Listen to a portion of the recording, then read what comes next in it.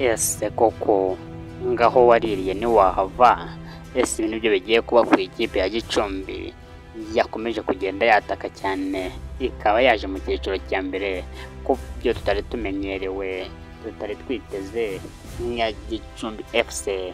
Abakunzi bayo bayiri inyuma hirya no hino. Reka tumaze dusuhuza abakunzi ba Gicumbi FC, abatarayikunda ntabwo muri maso, abayikunze muri maso, ndetse kandi muyishyigikire, dore ko Igicumbi ari n'ahantu heza hatatse, hari byinshi bidasanzwe.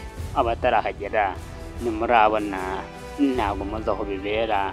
Nyaruhika nyamuneka ugere muri Gicumbi urebe n'ikipe, dore abafana, dore abakinnyi, byose ibintu byinshi byaguhiga birahari cyane. Ariko uyu munsi nje kubabwira imbaraga Gicumbi zamukanye, umuvuduko ufite. Ese koko ntabwo bizaba nka bya bindi ngo ni ukuza kwikoza ibwami, cyangwa ni ukuza gusuhuza ibwami?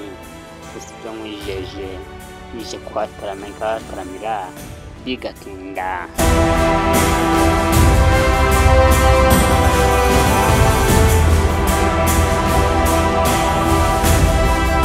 Iyi kipe ya Gicumbi FC ifite imbaraga zidasanzwe, abakinnyi bikura nkota, ndetse kandi harimo abakinnyi benshi cyane. Aho waba uri hirya mu mahanga utaragera hano Gicumbi, ntabwo waba uri maso, gerageza ugende uyifana nayo, kandi kunda abafana, ntabwo yanga umugayo. Iyi kipe kuva yatwara igikombe cyo mu cyiciro cya kabiri yaje ifite imbaraga zidasanzwe.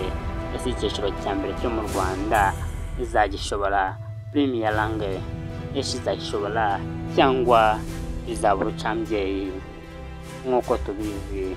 Ariko yifuza ko byaba urucabana, nk'uko ivuye mu cyiciro cya mbere ifite imbaraga, mu cyiciro cya kabiri ifite imbaraga, ndetse ikazakomeza igatsinda ku manota yayo 8, ibasha gutsinda ku manota yayo 12, ibasha gutsindira miliyoni 8.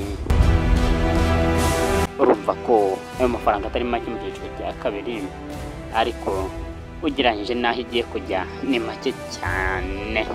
Niyo mpamvu abafana n'abafanire b'umutima, kuko twayiguma inyuma tukayibwira ati kuraje nyamuneka, tukaba ari n'icyo twayifasha, tukayifasha bigatinda. Nyina cyari Peaceboy nk'uko mubizi, mbahaye ikaze.